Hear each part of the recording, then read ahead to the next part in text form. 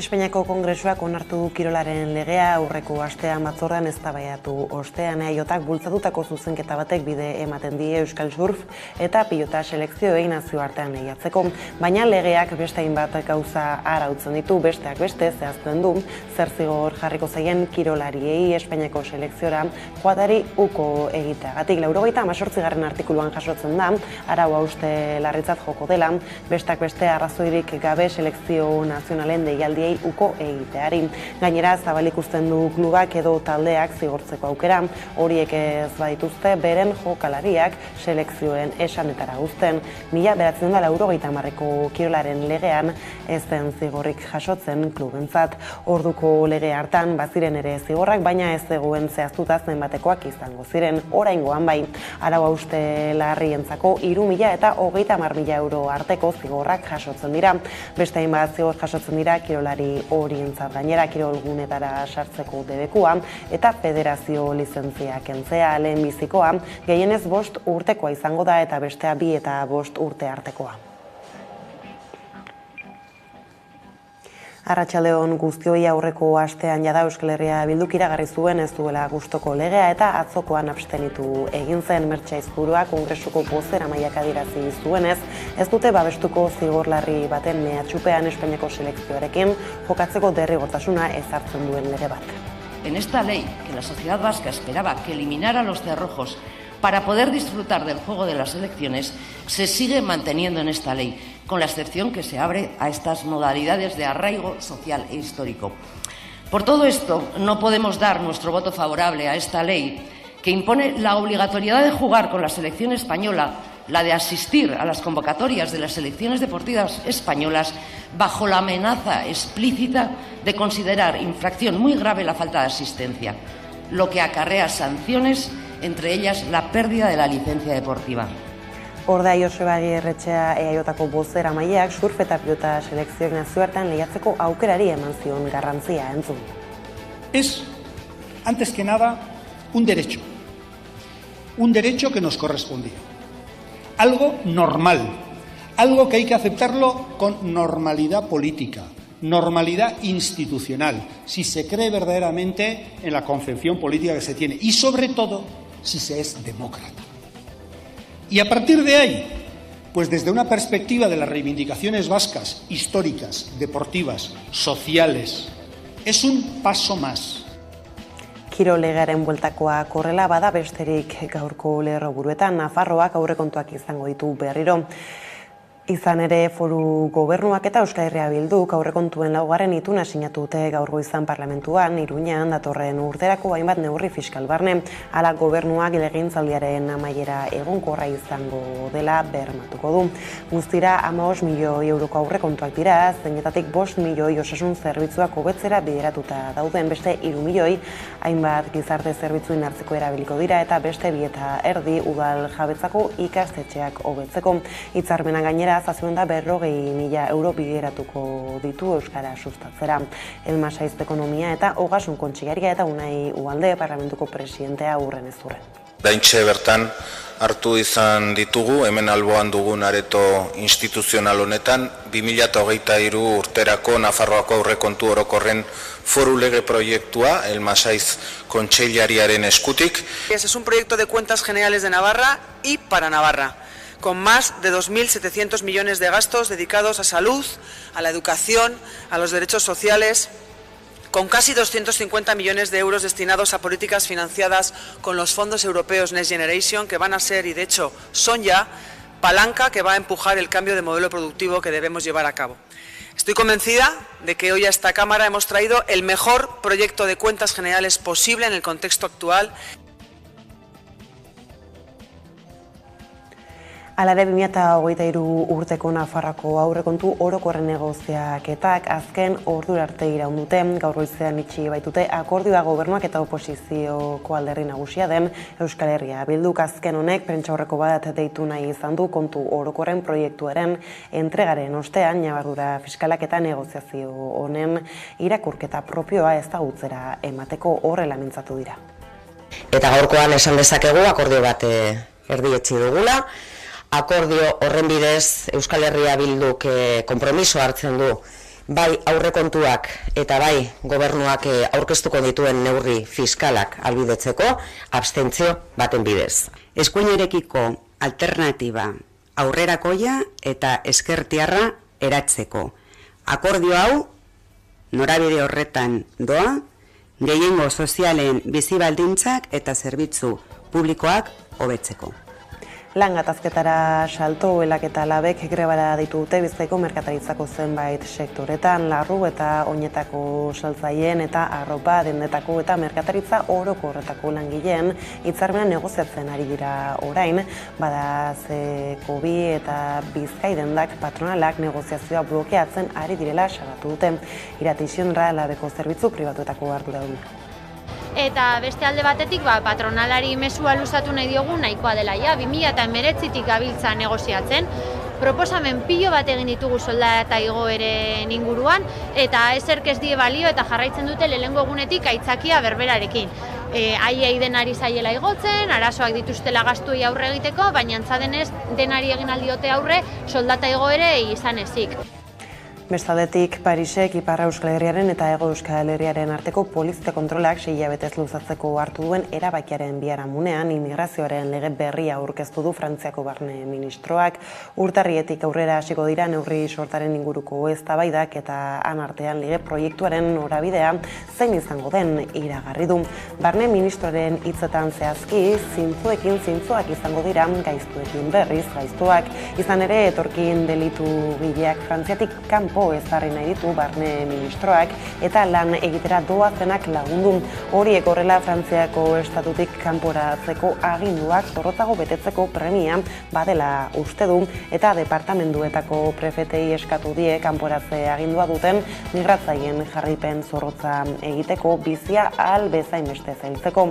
Egoera horretan daudenei laguntza sozial oro kentzeko eskatu du ere. Bide beretik Frantziako poliziak bilatzen dituen pertsonen fitxategi kanporatze agindua duten jendeak gehitzeko eskatu du. Kanporatze aginduen kontrako helegiterako bide posibleak murrizteko asmoa dute halaber. Taberba gogorro korrela Brasila begira errepideetako protestak eteteko eskatu die Bolsonarok bere zalei.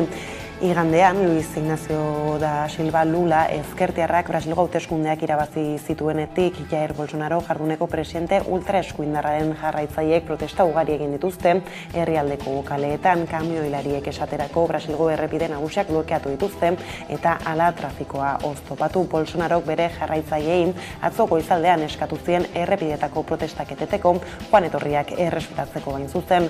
Sare sozialetan zabaldutako mezu baten bidez, errepideak askatzeko eskatu ziren zehazki ultraeskuindarrak haren aldeko mugimenduak ziegitasunak gal ez dezan eskatu eta Bete Ardenson Torres Brasilgo Justizia Ministroak atzo sare sozialetan adierazi zuenez errepideetako blokeoak gutxitzen ari dira. Brasilgo errepideetako polizia federalaren arabera astearen hasieran Brasilgo 27 estatuetatik 23 errepietan zeuden protestak eta atzo berriz 12 identifikatu zituzten. Ultraeskuindarraren aldekoak bestelako mobilizazioak ere egiten ari dira.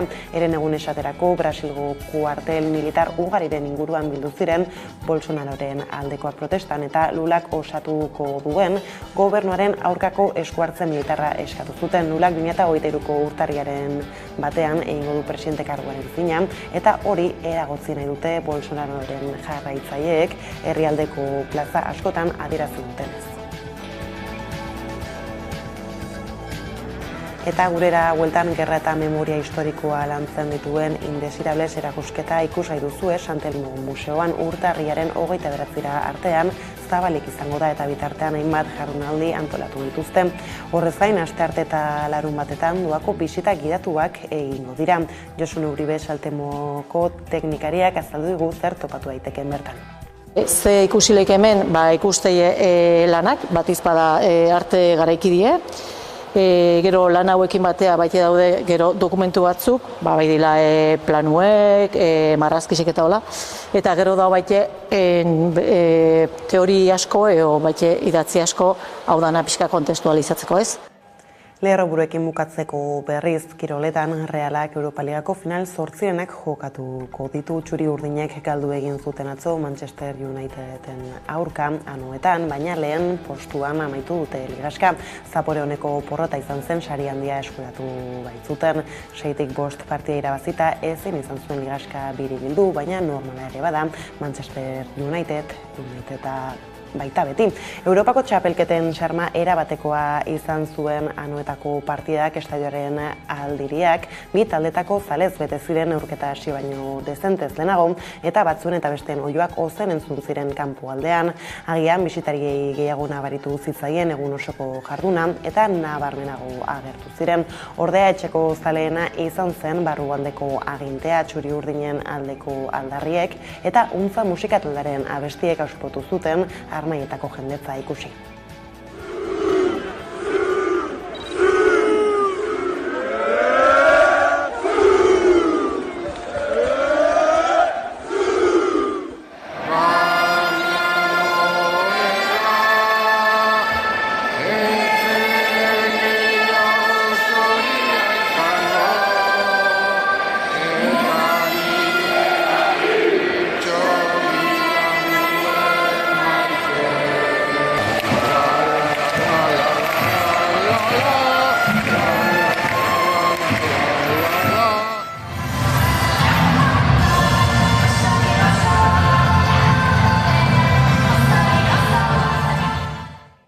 Bada ostiraleko lerroburuak horrela heldu diezaiogun eguneko argazkiari esan dugu 30.000 eurorainoko zigorra ezarri ahalko dute Espainiarekin lehiatzariuko egiteagatik. Kirolaren legea onartu du Espainiako Kongresuak eta honek klubak zigortzeko aukera ere zabalik uzten du.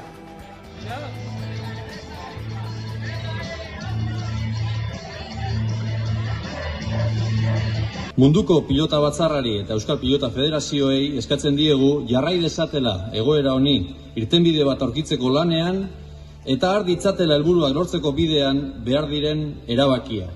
En esta ley, que la sociedad vasca esperaba que eliminara los cerrojos para poder disfrutar del juego de las elecciones, se sigue manteniendo en esta ley, con la excepción que se abre a estas modalidades de arraigo social e histórico.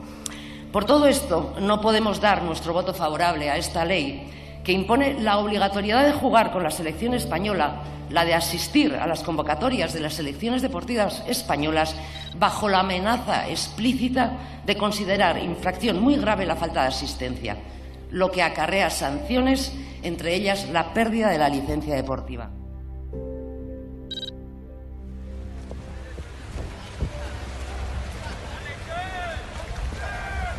Es, antes que nada, un derecho que nos correspondía, algo normal, algo que hay que aceptarlo con normalidad política, normalidad institucional, si se cree verdaderamente en la concepción política que se tiene y, sobre todo, si se es demócrata.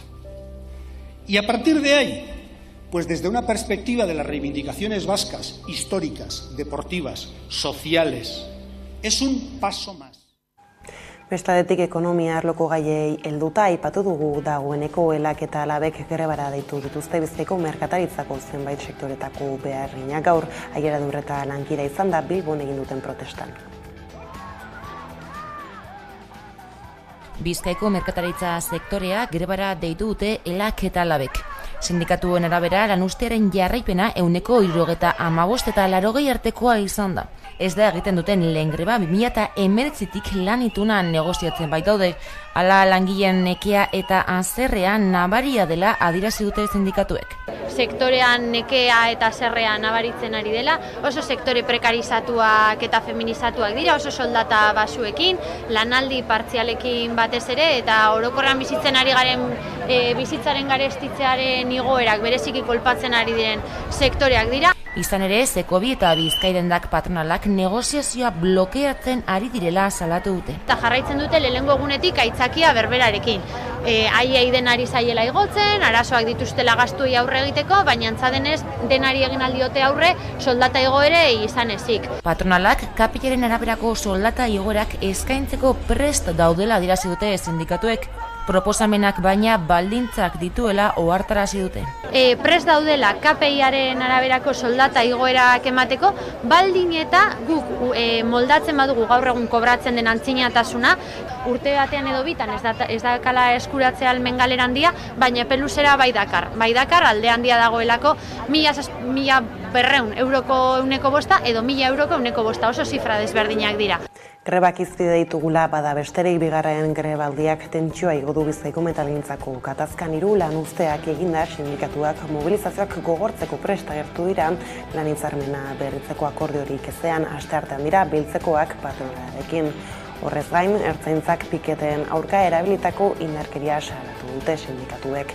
Aiara Deurreta kazetariak azalduko dizkigu jarraian Bizkaiko metalaren sektoreko azken grebaldiaren ondorenak. Tentsioa tinkotzen doa Bizkaiko metalgintzan. 11 hilabete daramatzate lan hitzarmena negoziatzen. Momentuz baina ez dute akordiorik lortu bi aldeek. Zer daude eskatzen metaleko langileak? Eskatzen dutena da soldata igoerak duinak. Eta ez dutena nahi ere da bere lan baldintzetan atzerapausorik. Hori, momentu honetan, da mai gainean dagoena patronaleren aldetik. Planteatutako edukiak oso urrun geratu dira. Guk nahi dugundetik, ez?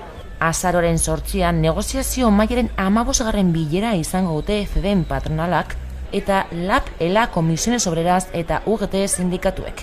2021ko abenduan iraungi zen 2019ko urte bukaeran sinatutako lan ituna. Aurreko hitzarmenaren negoziazioak ere luze jo zuen eta tentsio handia egon zen gainera. Orain soka estutu ala azka dezake datorren asteko bilerak.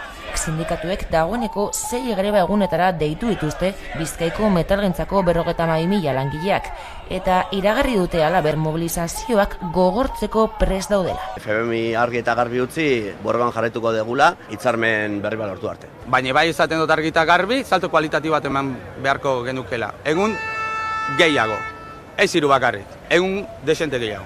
Udazkenean 3 greba deialdi egin dituzte sindikatuek eta 85%ko jarraipena izan du lanuzteak. Bizkaiko metaliko jendeak beste erakustaldi bat eman duela, indar erakustaldia. Jarraipen zabala izan dugu 85%ko inguruko jarraipen bat. Batzuk bai patronalak, instituzioek eta komunikabide batzuek izkutatu nahi izan dute errealitate hau. Hala ere, udaberrikoetan ez bezala ez da egon batasun sindikalik.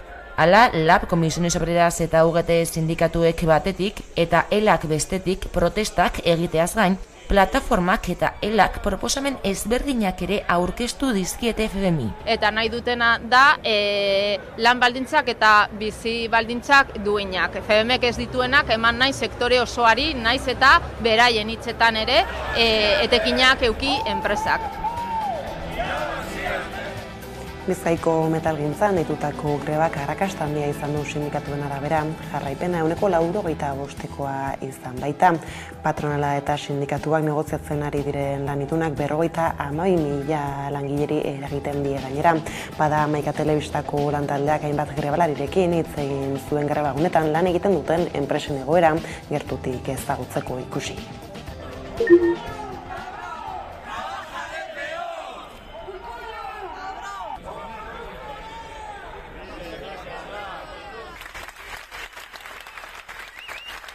Berez ez gaude Bizkaiko metalgintzako hitzarmenaren barruan, baina bai azkenan markatzen digu honek gure gutxiengoa eta gu oraintxe bertan bai gure hitzarmenaren negoziaketan gabiz.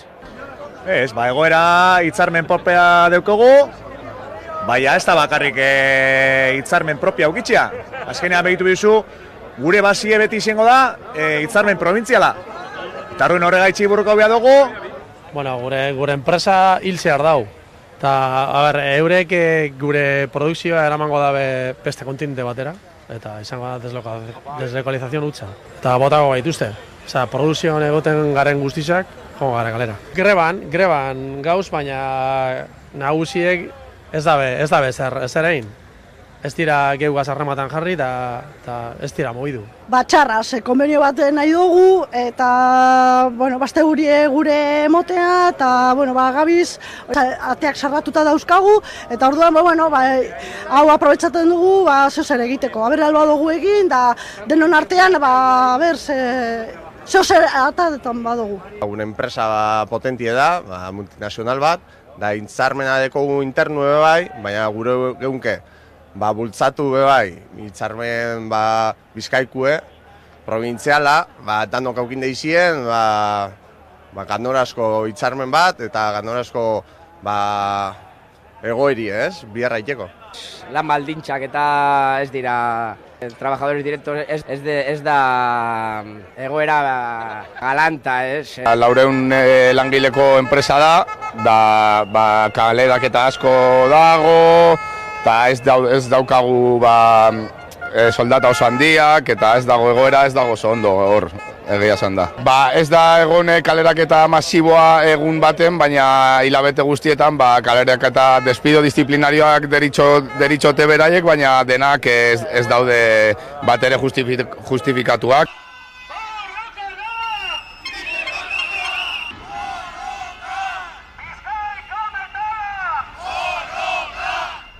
Beste gora batean gauz, baina hala ere Bizkaiko batean gauz. Orduan gaur ere da danon borroka gurera eramaten.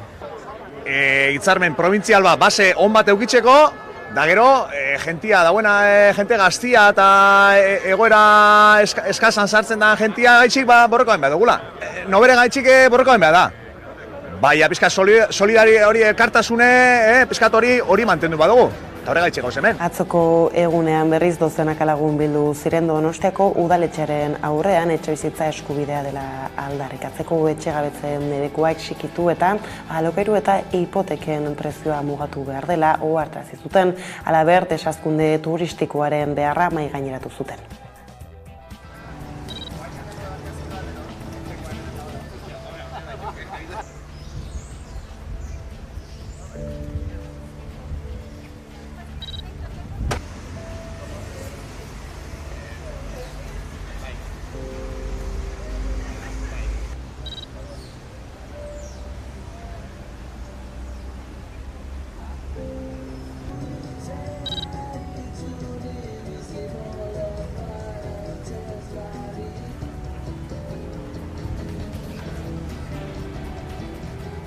Eta ekonomia arlotik gizarte arlora mugimendu feministak dituta 100 pertsona inguru kontzentratu dira ostegun honetan Gasteizko Desanparados plazan haurdunaldiaren borondatezko etenaldiak egiten dituen Askabide klinikatik gertu eta abortuaren aurkakoak elkartzen diren leku berean hain zuzen.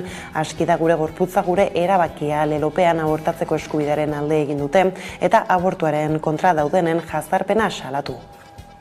40 egun bizitzaren alde elkarte ultrakatolikoak hilabete luzez antolatu ditu hainbat elkarretaratzek Gasteizko klinika baten aurrean. Osasun zentroaren atarian biltzen ziren eta egunero arrozarioa errezatzeaz gain kartelak eramaten zituzten mezurekin. Abortuaren aurkako mezuak ziren hain zuzen ere. Gasteizko klinikak egoera ikusita salaketa jartzea erabaki zuen. Bestalde ertzaintzak erresoluzio bat egin zuen eta bertan azaltzen zen abortuaren kontrako taldeak ekintza hori eraikinetik 80 metrotara egin behar zuela. Egun batzuetan elkartea Desanparados elizan bildu zen, baina berehala bueltatu zen klinikako atarira. Azkenean Gasteizko epaitegi batek berretzi zuen klinikako atean abortuaren aurkako protestak egitea debekatuta zegoela. Gauzak horrela Gasteizko mugimendu feministak elkarretaratzeak antolatu ditu abortuaren eskubidearen alde, protesta horiek guztiek salatzeko. Badira hilabeteak, hainbat pertsona, abortatzeko kliniken aurrean kontzentratu eta emakumeak akosatzen dituztela. Akoso hau, emakume eta sexu genero disidenteon gorputzaren gaineko kontrol heteropatriarkalaren adierazle zuzena da.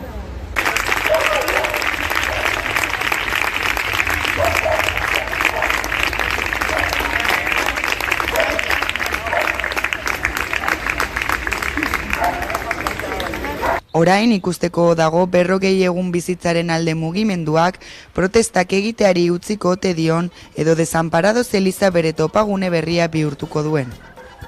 Gasteizko epaile batekuko egin dio aurjaio berri bat Aztia izenarekin inskribatzeari gutxiesgarria delakoan epaileak fonetikoki eta semantikoki oso antzekoa dela den parkatu beste izen bat ezarri zion, Zia. Euskaltzaindia prest agertu da orain txosten bat idatzi eta aurra azia izenarekin erregistratzea nahi duen familiaren esku jartzeko Nerea Garziak azalduko digu. Gasteizko epaile batek uko egin dio haur bati azia izena jartzeari. Haren arrazoi nagusia da konnotazio negatiboa izan dezakeela, esan haien artean semena dagoelako. Horrekin batera, Cristina Rodríguez epaileak gaineratu du sustantibo bat dela eta inor ez dagoela erregistro zibilean izen horrekin inskribatuta. Azkenean legeak eman dion aukera baliatuta eta gurasoek beste izenik aurkeztu ez dutenez, zia izena jarri dio epaileak umeari. No entienden cómo se admiten nombres como Castigo, por ejemplo, que es Sigor, y no se admite este. En latín sí y en euskera no entiendo. Hala ere hori ez da izan kasu bakarra. Gasteizko epaile berdinak galarazi egin zien guraso batzuei bere seme jaio berriari ilargi izena jartzea, neska izena zela argudiatuta. Zidaten erregistro zibiletik esanez, ezin zela jarri emakumezko izena delako. Etxo bat biloa genuen Madrilera, esanez ilargi gehiago badirela gizonezkoak, eta oraindik itxaroten gaude. Aziaren familiak ere segurtasun juridiko eta fede publikoaren zuzendaritza nagusira joko duela iragarri du. Gainera gurasoek Euskaltzaindiari galdera egin diote eta ez diote arazorik jarri azia izenari. Txosten bat, are osatuago egin behar baldin bada, sakonago egin behar baldin bada, esateko euskararen ikuspegitik, ez itzulpenaren ikuspegitik, ego gaztelaniaren ikuspegitik. Gauzak horrela azia eta ilargiren gurasoak justiziaren zain egon beharko dira. Hala ere biek iragarri dutenez euren seme alaben izenak borrokatuko dituzte. Aske utzi dute Jon Gurutz Maiza gaur goizean betetzen ari zen zigorra amaitzean Etxarri Aranatzen jaio zen eta kondena Frantzian ezarri zioten arren martutenen egonda azken 7 hilabeteetan. Berak propio eskatu zuen aldaketa etxetik hurbilago egon nahi baitzuen. 72 urte ditu eta gaixori dago hipertentsioa, diabetesa, ikusmen arazoak eta bihotzekoak ditu. Hala ere 15 urtez eramatzan atxilotuta eta espetxeratuta eta 1978 urtetik etxetik urrun egonda. Egoera ikusita Jon Gurutz izeneko plataforma sortu zutenaren hurbilegoek presoaren askatasuna aldarrikatzeko. 2019 urtean larri zegoela adierazi zuen iluntasunetik etxera dokumentalak bertan azaltzen da 2007an atxilotu zutenean baldintza kaskarrean izan zutela gatibu. Erietxera eramaten zutenean adibidez eskuak eta hankak kateekin lotzen zizkioten dokumentalean ageri denez. Eta gai salduta, 10 urte beteko ditu Ernai Gazte Antolakundeak ikasturte honetan urte hurrena ospatzeko orain dugu aukera dinamika abiatu du, eta hor gazten bizitzen berehalako duintzeak exikitu dute besteak beste. Agerraldia egin zuten atzo Ernaiko kideek Gasteizen dinamikaren berri emateko, eta ez hori bakarrik udaberriko ekimena iragarri dute ere Gazte topagunean Elorrion egingo du Ernaik apirilaren 6tik 9.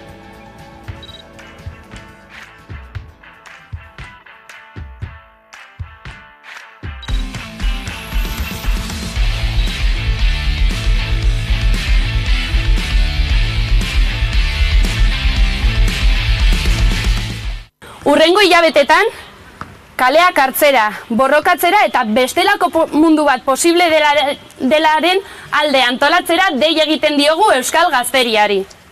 Mundu honetan bizi gaitezkelako, baina ez orain arte bizi izan dugun bezala. Bizitza duinen alde, borrokatzea eta bizi eredu askatzaileak lortu behar ditugu. Ez dugu biharko utziko, orain dugu aukera dena aldatzeko.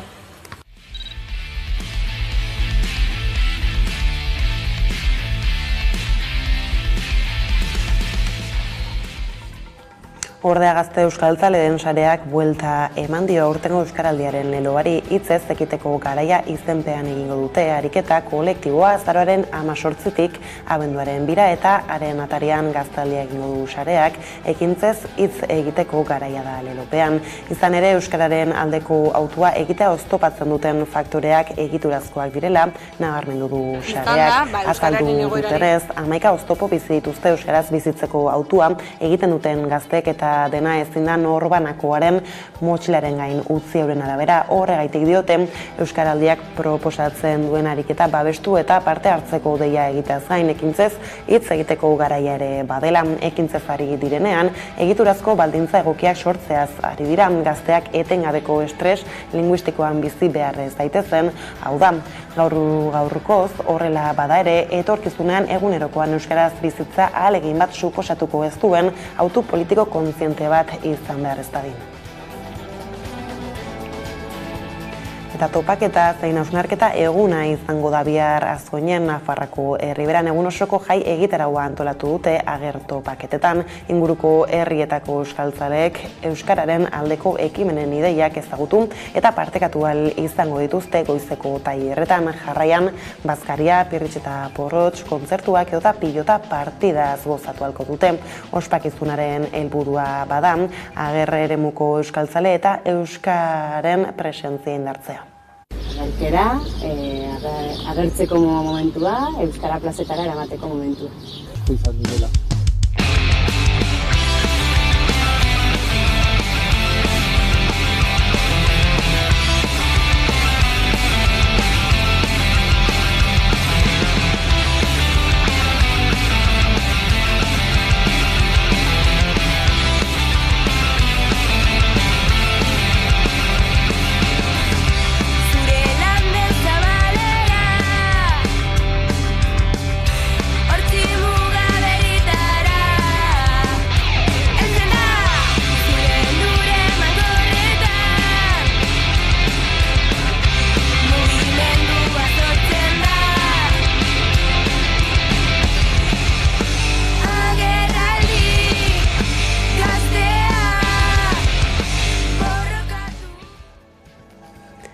Eta kulturarlora salto iritsi da ariak Erresistentzia istorioen zinemaldiaren lehen edizioa. Azaroaren 5 honetan saio bikoitza izango dute adi.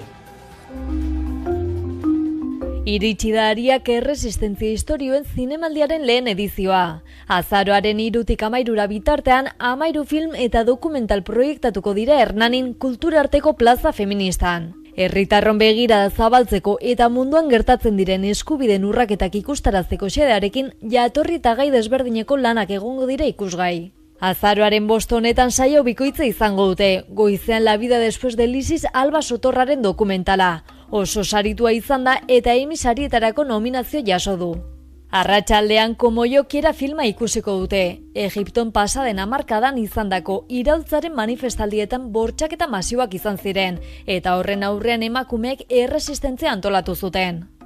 Proiekzio bakoitzaren ondoren solasaldi eta mahai inguruak izango dira gaia sakontzeko, eta larunbat honetan 2 pelikula horien inguruan hitz egiteko Olga Rodríguez kazetaria izango da Hernanin. Zinemaldirako sarrera doakoa izango da, beraz animatu eta bertaratu.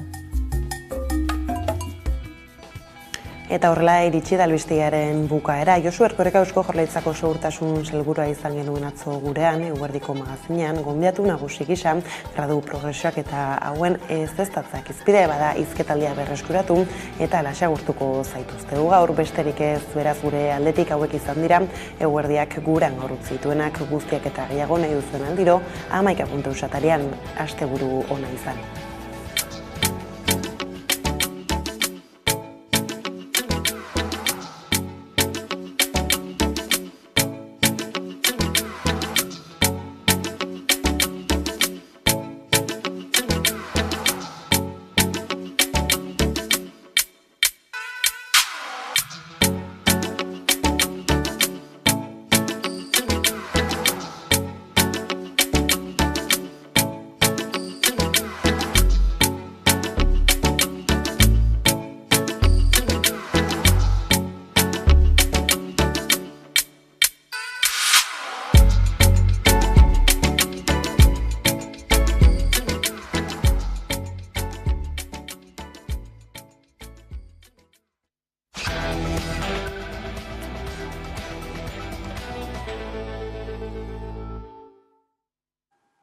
egunero legez, eguneko elkarrizketari ate irekiko diogu, eta horretarako gaurkoan gurean dugu Josu Erkoreka, lehendakari orde, eta segurtasun sailburua, eguerdion.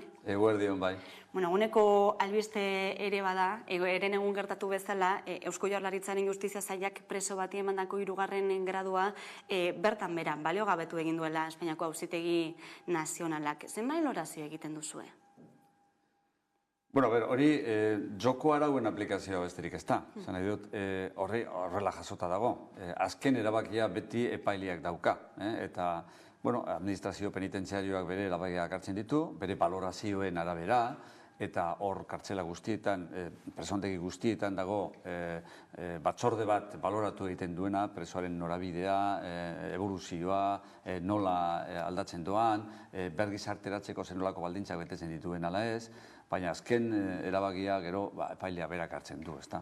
Beraz, hor polemika sortu da, batzuk eta besteak iritsi kontrajarriak dauzkatelako horren inguruan, baina kasu honetan horrela dira arauak eta horrela aplikatu da, eta, ez dago besterik, baina, administrazio penitentziarioak bere lan egiten du, hori argi dago, eta ganoraz, zentsuz, eta ez nola nahi beti ondo oinarrituta hartzen dituen erabakiak. Oinarri juridikoak aintzat hartuta, ez? Eman duelako 3. gradua preso hauei Eusko Jaurlaritzak, baina esan bezala Auzitegi Nagusiak nazionalak baliogabetu ditu. Ez da lehen aldia ez da ere, ez dakit gaiak zenbateraino kezkatzen zaituzten, ere kolokan daudelako ere kudeak eta ez? Bereziki ez gaitu kezkatzen, esan nahi dut, joko arauen aplikazioa dalako, eta beste alde batetik, fokoak hain zuzen ere kasu konkretu eta jakin batzuetan jartzen direlako. Norbaitek horretan fokoa jartzeko interesa daukalako, ezta?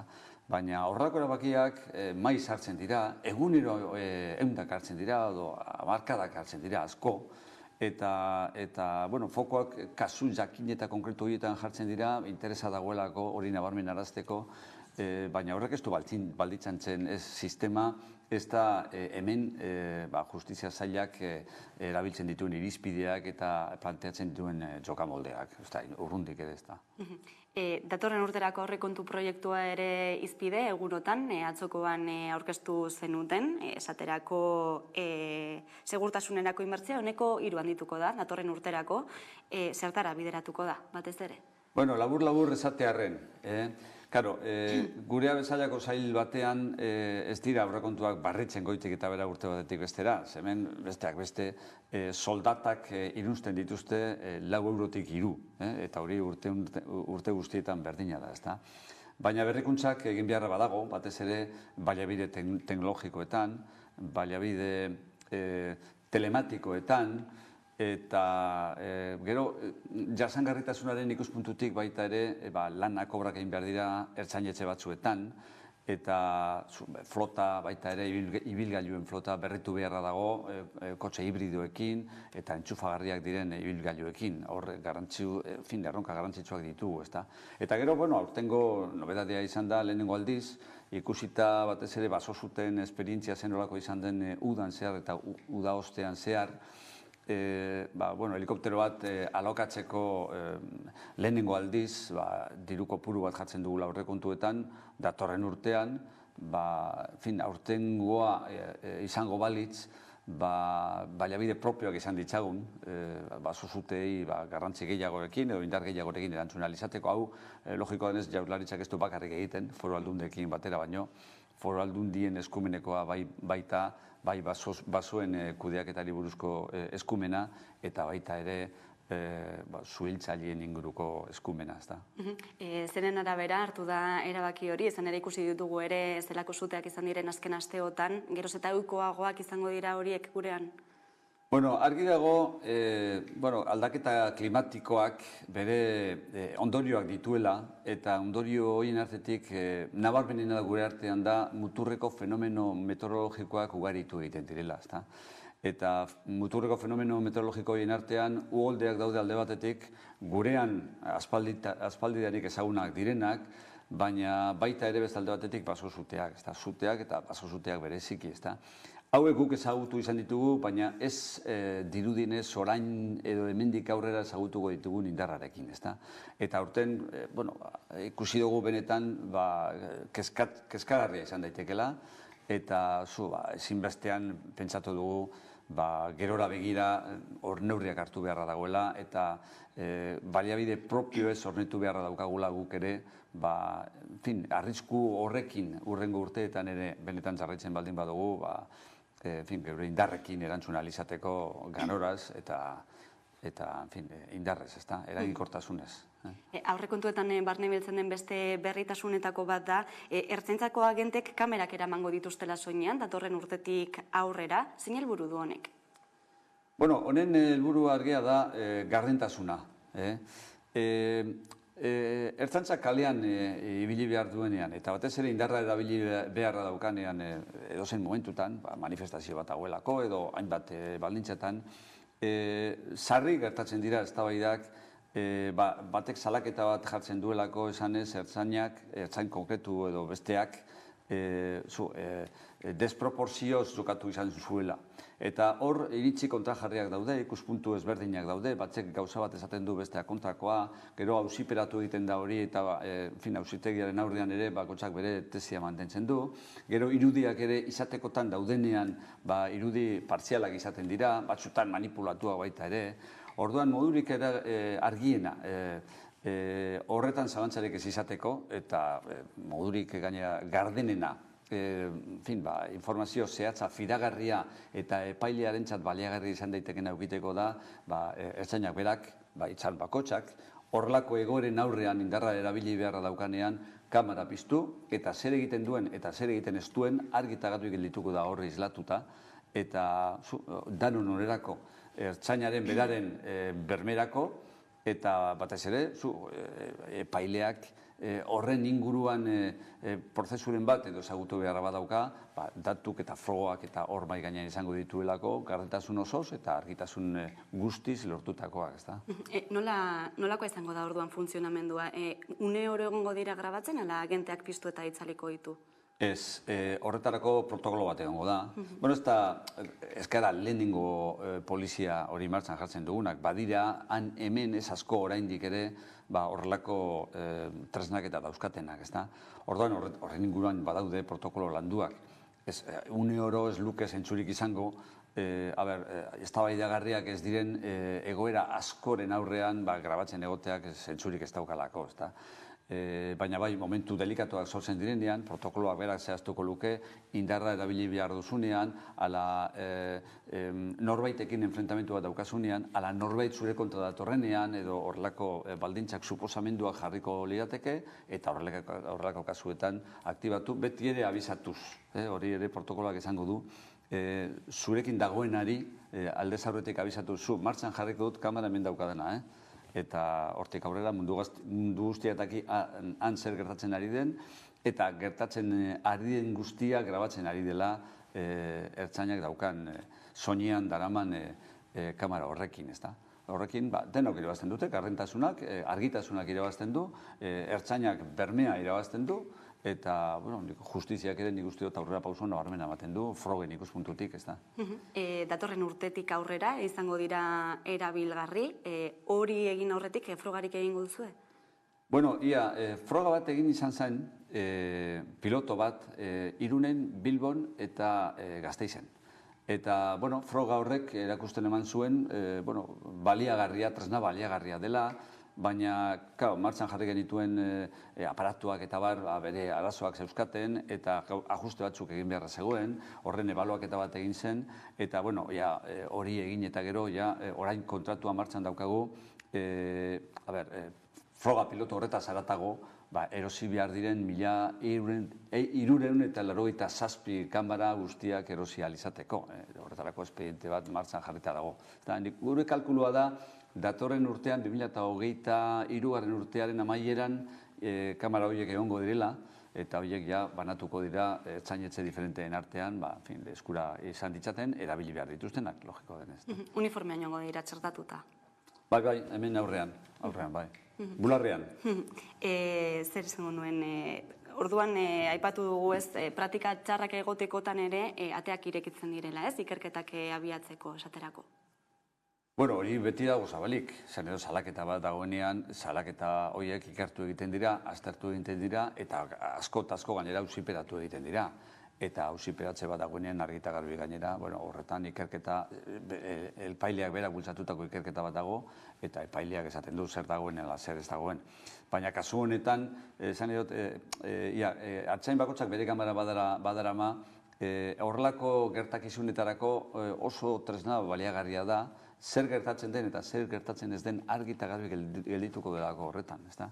Eta gero erantzukizun guztiak eskatu alizateko, ala zer gertatu zen zehazteko, ala horren ondorio juridikoak zehaztu alizateko, zer gertatu den horri buruz informazio zehatza argia eta gardena eukitea oso baliagarria da. Gaiz aldatuta, Irun arteko muga horretan protestak egon dira azken egunotan, ehundaka lagunek migratzaileen eskubideak aldarrikatu dituzten, zuzen ere azken urteotan 9 pertsona hil direlako Bidasoa ibaian, 2 urte honetan, norek ikusten duzu egoera? Bueno, kezkagarria da, baina, guk ezin dezakegu horrez ere egin, besteak beste hori gertatzen delako mugan Frantziako estatuak oztopoa jarri dituelako, batez ere etorkinek euren lurralde esparrura pasatu ez daitezen, ezta. Eta orduan, oztopo horiek gainditzeko pilatu egiten dira mugaren inguruan Afrikatik datozen epaileak batik bat, eta pilaketaren ondorio izaten da, gero saiatzen direla han ala hemen, egun baten ala bestean, baldintza batzuetan, ala baldintza diferenteetan muga zeharkatzen, eta normalean izaten da bide arriskutsuak eta aukeratuz besterik ez daukatelako, ezta. Orduan, zer gutxi egin dezakegu guk, Frantziak berak hartzen duen erabaki bat delako, eta Frantziak hartzen duen erabaki horren kontra, nekez egin dezakegulako zerbait, ezta. Eraginkorra esan daiteken zerbait esan nahi dut, ezta.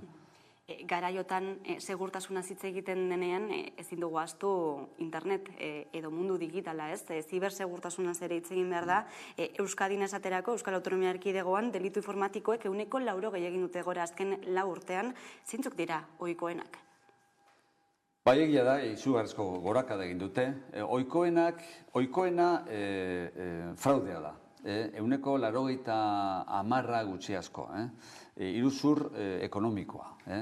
Baina kontuz, sarri uste izaten dugu hori, salerosketan dabilenak bakarrik sufritu dezakela olako delitu bat, gehienak izaera horretakoak direlako.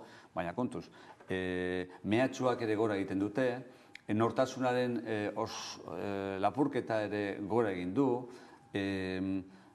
sekretuak zabaltzearen delitua ere gora doa, badira, volumenaren ikuspuntutik, maiztasun gutxiago ematen diren delituak, baina gutxika gora doazenak eta euren eite kualitatiboa daukatena baita ere. Eraso sexualak ere, edo askatasun sexualaren kontrako delituak ere ematen dira internet bidez, gero eta gehiago. Beraz, arretaz begiratu behar zaio mundu horri, gure bizitza digitalizatzen den heinean, delitua ere digitalizatu egiten delako. Zer izan behar da kontuan orduan horiek ekiditeko? Bueno, hor prebentzio neurriak hartu behar dira, eta arriskua sektore diferenteetan diferentea da, baina, ertzaintza horretan asko dabil inguruetatik eta prebentzio neurriak nola har daitezken eta erakusten. Eskoletatik esate baterako, gaztei, adinez gazteak direnei, hainbat mintegi eta ikastaro ematen zaizkie, ikusi dezaten zeintzuk diren bizitza digitalizatu baten arriskuak eta arrisku horien artean neurriak hartu ditzaten. Internet bidez, bestalde ere ireki duzue atea, salaketak jartzeko, online egiteko salaketa horiek, behintzate delitu ez oso larriak direnean, ez da zer motatakoak salatu daitezke online? Delitu tipuko horretarako da, hurtua, hau da, indarkeri gabe egiten den lapurketa. Zergatik, sarri askotan, pertsonak ez dakilako benetan galdu egin duen mobila, kartera, ala kendu egin dioten, ala ostu egin dioten, ez du jakiten, ez da. indarkeri gabe egiten delako. Eta horrako kasuetan, seguruaren aurrean gero salaketa egiteko, ezinbesteko izaten da lez aurretik ertzaintzaren aurrean ere salaketa formalizatzea. Eta horrako kasuak ugaritu egiten dira zehar askotan, eta ertzainetxeak behar izanik gabe, kolapsatu egiten dira horrako kasuekin zehar askotan. Eta horren ondorioz, benetan salaketa formalizatu bat behar duten delituak, igual ez dira behar haina ondo atendiduak izaten, jentea korapilatu egiten delako ertzainetxeetan. Orduan, horre guztiak, internet bidez egin daitezkeen guztiak, herritarren erraztasunerako, herritarren onerako, eta baita ere, ertzainak liberatu ahal izateko eginkizun horietatik beste garrantzitsuago batzuetan zentratu daitezen, nik uste dut aurrera pausu nabarmena da. Atara kontu esate baterako, testiguak dituen delitu batean, hor salaketa ertzainetxean egin behar da ezinbestean. Ala eraso sexual bat, horrelako kasuetan ere, ertzainetxean egon beharra ezinbestekoa da, eta zu protokolo estu eta zorrotz bat zarraitu beharra dago, hori ezin daiteke internet bidez egin, ezta? Baina hoiek ertzainetxean egin behar direnak ondo egin alizateko, ona da, gainontzeko guztiak, edo internet bidez batera arazorik gabe egin daitezkenak egin alizatea. Horregatik gabiltza hoiek bultzatzen orain, ezta? Euskal Autonomia Erkidegoko aurrekontu ez aritu gara, baina Madrilen ere ari dira horiek negoziatzen. Testu inguru honetan, Gernikako estatutua edo transferentzien auzia, zein giro nabarmentzen duzu? Bueno, betiko moduan dago. Zan edot, Madrilen atxakia jartzen gauzak atzeratzeko eta oztopoa jartzeko transferentziak egin ez daitezen, eta hemendik bultzaka Eusko Jaurlaritzak bereziki, baina Legebiltzarraren babesarekin sarri askotan bultzaka egiten horrek prozesu horiek arindu daitezen. Sarri askotan esaten da arazoa juridikoa dela, zailtasun juridikoak dituela transferentzia prozesu horrek. Ez dut esango nik zailtasun juridikorik ez daukatenik, horrelako kasu batzuk eta transferentzia guztiak ez dira horretan berdinak, batzuk beste atzu baino zailagoak dira, baina hemen oztopo nagusia ez da izaten juridikoa, oztopo nagusia izaten da borondate politikoa, eta hori dagoenean oztopo juridikoak, ala zailtasun juridikoak gainditu egiten dira bateria arazorei gabe, eta hori behar da, borondate politikoa eta bultzada politikoa ematea benetan transferentzia prozesuari, eta borondate hori badago eta bultzada ematen baldin bazaio, argi dago arazo juridikoak gainditu daitezkela batera arazori gabe, orain arte egin izan diren moduan. Baina legealdi honetan horiek gauzatzeko moduan ikusten duzu? Bueno, zu bidean gaude, azken hitza gobernu zentralak dauka, azken batean eskumenak bere esku daudelako eta berari dagokiolako benetan eskua zabaltzea transferentzia gauzatu ahal izateko, baina egin kizun horretan gaude, guk ez dugu amorerik emango, orain arte bezala jarrituko dugu ekinean exigituz eta demanda planteatuz, eta, noiz bukatuko dan prozesua eta zenolako abiadurarekin aurrera egingo dugu, ez naiz ni ausartzen, urte askotan ibila naizelako eginkizun honetan bai hemen eta bai Madrilen ere, eta, ez delako gauza erreza. Bultzada hor dago, konpromisua, Madrileko gobernuak hartutako konpromisua hortze dago, ze egutegia ere, beraiek sinatuta mai gainean dago, ez da betetzen ari, argi dago, baina hor dago, eta beraz, batzuk eta besteak erabiliz, jarraituko dugu bultzada horretan. Bide horretan Iñigo Urkullu lehendakariak proposatu dio Pedro Sánchez Espainiar gobernu buruari eskualdatzeko falta diren horiek aztertzeko batzorde iraunkor bat sortzea, baina dagoeneko oraindik hilabete bate igaro da proposamen hori egin zuenetik eta ez du erantzunik jaso, zeren isla da hori? Bueno, ez da sintoma ona, eta Madridetik ez dute erantzun eman, baina hemen norbaitek, Alderdi Sozialistako norbaitek, esan omen du ez dela beharrezkoa horrelako foro bat, ezta? Nik uste dut lagungarria izan daitekela horrelako foro bat. Besteak beste, lehen aipatu dudan bultzada hori nunbaiten landu egin behar delako. Eta bultzada hori horrelako foro batean, horrelako batzorde iraunkor batean landu daiteke, eta ikuspuntu horretatik, egoeraren jarraipena eginez, kasuan kasurako bultzadarako laguntza bat izan daiteke. Jarraipena eginez kasu guztiak aztertuz. Bitarika batzordea eta bere organoak, bere menpeko organoak, negoziatu egiten dituzte transferentzia egitea erabakia hartuta dagoenean. Baina, hori gertatu arte, erabakia hartu arte, jarraipen egin behar da eta bultzada egin behar da. Egutegi bat badaukagu egia da, uste genuen egutegi hori nahikoa izango zela, baina ikusten dugu ez dela nahikoa, egutegi egin zuenak berak, bere betetze prozesua bazter batean uzten duelako.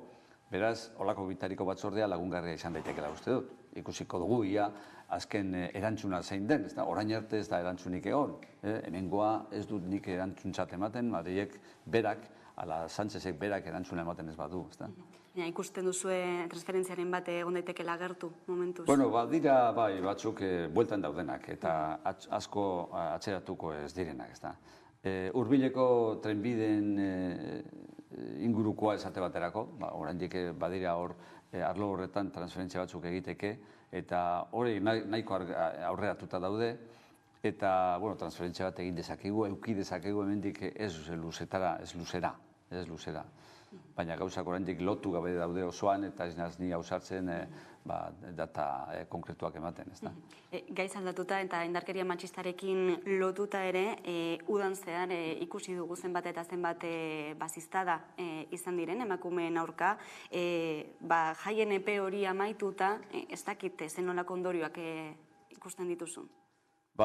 Jaien prozesua edo garaia amaituta egia da, desagertu egin direla zistadak, eta ez da erreza gainera fenomenoaren interpretazio bat ematea. Zergatik gertatu izan da hori, eta zergatik gainera gero ez da zertan gauzatu ikuspuntu judizial batetik, salaketa gutxi egon direlako, baina egon diren salaketetan ere frogarik ez dagoelako, inor salatu ez duelako konkretuki, zistadak salatu bai, baina inor konkretuki zistaden autore gisa ez da ezer lortu, kamarak ere ez dute ezer harrapatu, eta inor ez da testigurik izan ere, emakume batek zistada sentitu duenean, norbait zistada hori ematen ikusi duenik. Orduan, fenomeno honen jatorria zergatia eta ez da erreza interpretatzea. Baina kontua da, errealitatea da, gaur-gaurkoz, udan izan genuen pilaketa hori, erabat desagertu dela, eta, orain ziztadarek ez dela nabarmentzen ala hemen kasu bakarren batean baino. Ez da arazoa ikuspuntu polizial batetik momentu honetan behintzat. Ikusiko dugu etorkizunean zenolako bilakarea duen horrek. Azken galdera bat ere, apustu etxeekin lotuta, legedia aldatu zenutelako, batez ere adingabeen sarrera hori ekiditeko, ez dakit bermatzen ari den? Ointxu jarri ditugu multa bi, garrantzitsuak, Bilboko jokoetxe batzuei jarritako isunak dira, sartun eta adinez gazteak bertan inspekzioak aurkitu dituelako, jokatzen, jokoan parte hartzen, eta beste batzuk ikusten, eta ezin daitezke gauza bat egiten, ez bestea egiten egon. Beraz, hori aplikatzen dago, aplikazio bidean